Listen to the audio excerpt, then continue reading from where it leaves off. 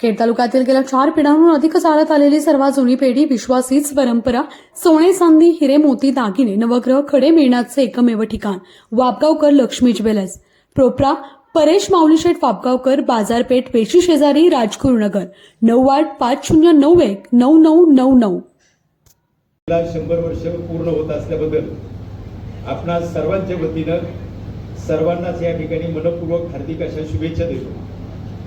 4 September 1917 थोर साहित्यिक नची केळकर साहेब यांनी या बँकेची स्थापना केली आणि पुणे जिल्ह्यामध्ये जे काय एक 7-8 शाखा झाल्या त्याच्यातली ही राजगुरुनगर शहरातील ही अतिशय महत्त्वाची शाखा 100 वर्षापूर्वी त्या ठिकाणी स्थापन झाली। मला वाटतं 10 मे 1926 रोजी या शाखेची स्थापना झाली आणि आज आपण जर पाहिलं तर तालुक्यामध्ये 18 शाखांच्या माध्यमातून 106 विविध कार्यकारी सेवा सोसायटीच्या माध्यमातून या ठिकाणी बँकेचा कारभार हा अतिशय गतिमान आणि वेगवान या पद्धतीने होत आहे। खरं तर आता वेळ कमी आहे, प्रास्ताविक करण्याचा अधिकार हा चेअरमन साहेबांचा आहे, परंतु अण्णांचं माझ्यासारख्या कार्यकर्त्यावरती प्रेम असल्यामुळे स्वागताच्या निमित्तानं मी या ठिकाणी उभा आहे। स्वागत करत असताना आज खऱ्या अर्थाने ज्यांची उपस्थिती आपल्याला प्रमुख पाहुणे म्हणून लाभलेली, अण्णा म्हणजे एक गुणी आणि पारखी नेतृत्व आहे। ही भूमी पाटील साहेब ही क्रांतिकारकांची भूमी आहे, संतांची भूमी आहे। संत ज्ञानेश्वर हुतात्मा राजगुरू यांची भूमी, अनेक संतांचा आणि थोर विभूतींचा मला त्याच्यामध्ये उल्लेख करावा लागेल, पण त्याला साजेशी परंपरा ही पुढे घेऊन जाण्याचं काम कोण करते तर ते आमचे दिलीपांना मोहिते करतात। तुटेल मोडेल पण वाचणार नाही अशा पद्धतीचा करारी माना, भले तर देऊ कासेची लंगोटी परंतु नाठाळांचे माती अनुकाठी, अशा पद्धतीचे एक सक्षम नेतृत्व मिळाल्यानंतर सहकारामध्ये काय बदल होतो हा आम्ही गेल्या 4 वर्षामध्ये बँकेमध्ये त्या ठिकाणी अनुभवलेला आहे। आज अण्णांचं नेतृत्व लाभल्यानंतर पाटील साहेब म्हणत होते की हे आपण वर खाली कसं काय चाललोय, इथं शाखा वेगळ्या बाजूला होती, विभागीय कार्यालय वेगळ्या बाजूला होतं, पण एक दूरदृष्टीचा जर नेता असेल तर काय होतं त्याचं एकत्रीकरण करून अतिशय सुंदर पद्धतीची इमारत की अण्णांच्या माध्यमातून या ठिकाणी उभी राहिलेली।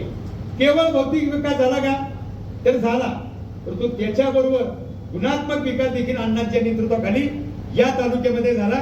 त्याची आकडेवारी प्राध्यापक आणि चेअरमन या नात्यानं डॉक्टर दुर्गाडे सर त्या ठिकाणी सांगतील, परंतु मी या ठिकाणी एक अतिशय विनम्रपणे नमूद करतो की नची केळकर साहेबांनी स्थापन केलेली बँक त्याच्यामध्ये अनेकांचं त्याच्यामध्ये योगदान आहे। या तालुक्याचे सुपुत्र मग साहेबरावजी सातकर असतील स्वर्गीय, त्याचप्रमाणे शेटे साहेब असतील, खऱ्या अर्थाने बँकेने जर खेळकर भरायला घेतली असेल तर ती कुणाच्या नेतृत्वाखाली घेतली, आपले सर्वांचे नेते दिवंगत उपमुख्यमंत्री नामदार अजितदादा पवार हे 90 साली बँकेमध्ये आले आणि न भूतो न भविष्यती अशा प्रकारची एक कामगिरी गेल्या 35-40 वर्षामध्ये बँकेमध्ये त्या ठिकाणी झाली। आज बँकेच्या ठेवीचा जर विचार केला तर गेल्या 4 वर्षामध्ये अण्णांच्या नेतृत्वाखाली दुर्गाडे सर आम्ही सगळे संचालक त्या ठिकाणी काम करतोय। हे दादांच्या नेतृत्वाखाली काम करत असताना गेल्या 100 वर्षामध्ये दादांनी जी प्रगती त्या 30-40 वर्षामध्ये केली त्या प्रगतीला आमचा सलाम आहेच आहे, परंतु या दादांचं नेतृत्व बँकेला लाभल्यामुळं आणि अण्णांसारखे नेते असल्यामुळं गेल्या 4-4.5 वर्षामध्ये बँकेची जी प्रगती झाली ती अतिशय दैदिप्यमान झाली।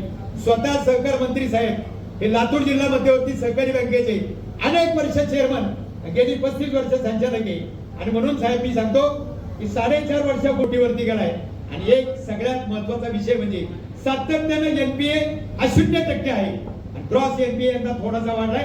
आता तुमच्याच कृपेमुळे झालेली दत्ता मामा आणि तुम्ही केलेली कर्जमाफी व त्याच्यामध्ये मुख्यमंत्री महोदय फडणवीस साहेब, त्याचप्रमाणे स्वर्गीय दादा असतील, आदरणीय वहिनी असतील आणि शिंदे साहेब असतील, कर्जमाफी झाल्यामुळं थोडीशी कर्ज थकलेली होती म्हणून 2.5%चा एनपीए त्या ठिकाणी कुठेतरी 4.5% वरती गेलेला आहे।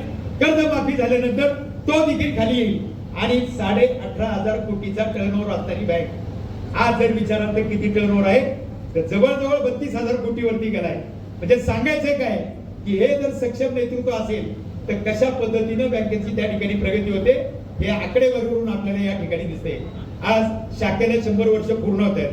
खेड तालुक्यातल्या कानाकोपऱ्यातला माणूस, कारण मी विद्यार्थी देशापासून काम करतोय, अगदी तालुक्यातल्या कानाकोपऱ्याचा अर्क या ठिकाणी आलेले या तालुक्यातली जर सहकाराची प्रगती या अशाच पद्धतीने पुढे न्यायची असेल तर पुन्हा एकदा अण्णा तुम्ही आम्हाला त्या ठिकाणी संचालक हवे हे मी अतिशय नम्रतेने त्या ठिकाणी वहिनी सांगतो. कारण तुम्हाला सांगतो की आज 10 वर्षाचा नियम आलेला आहे. कोंबडं किती जरी झाकून ठेवलं तरी त्या ठिकाणी हरवल्याशिवाय राहत नाही. पण सहकार मंत्री महोदय या ठिकाणी आले.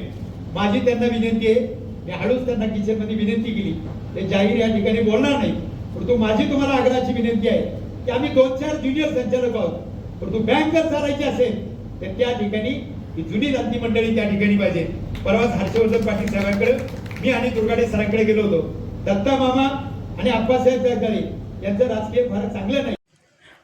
आता आपल्या राजगुरुनगर शहराच्या अगदी जवळ म्हणजे शिरोलीमध्ये पुणे नाशिक महामार्गालगत भव्य 3 मजली इमारत भाड्याने देणे आहे. तर आता आपल्या हॉस्पिटल, बँक, पतसंस्था, शालेय अभ्यासिका किंवा अन्य अनेक महत्त्वाच्या गोष्टींसाठी तब्बल प्रत्येकी 2500 स्क्वेअर फुटाचे 3 मजले भाड्याने देणे आहे. तर आजच संपर्क करा.